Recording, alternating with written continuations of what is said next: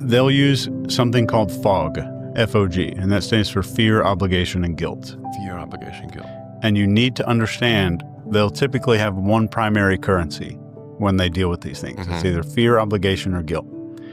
And when they use one of those, all you do is you take that technique they're using and pull it out and like, let me grab this light over here. I'm going to shine this light right on it and say, let's both look at this together. So once you bring something into the sunlight, it's a disinfectant. It takes a lot of the power, like 90% of the power away from it. So let's say like you're using a guilt tactic on me and you're the sociopath, just for this pretend example.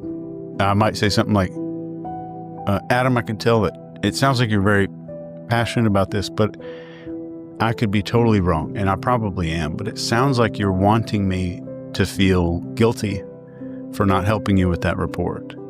And I know that's probably not your intent. So I really want them to know that I know exactly what you're doing. Oh, you know, maybe I heard that wrong, but I'm still pulling that thing out. And I want them to know that here's what you're doing and I see it. Maybe other people see it. So any of those techniques you hear is, maybe I read this wrong. It sounded to me, and I could be wrong, that you wanted to do, or you wanted me to feel X, Y, or Z. And I don't think you intended that at all, but that's just how it sounded for a second. The second is the 3-second rule. Anytime they speak to you, pause to think about what they say for 3 seconds, not as a tactic. If you do the 3-second thing as a tactic to like win over somebody, it's going to look weird and awkward. If you do it to consciously think about and consider what they just said, use that time instead of weaponizing that time to think about what they said before you respond. And that is absolutely powerful when you're dealing with these people.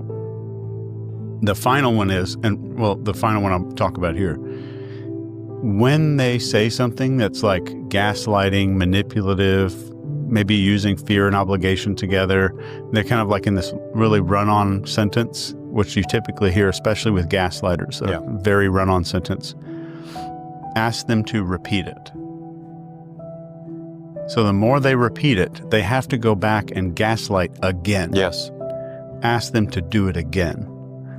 So they are having to put their thing out there where you get to hear every word again, and they've got to make it a lot more public. So they're not just brushing over a bunch of stuff.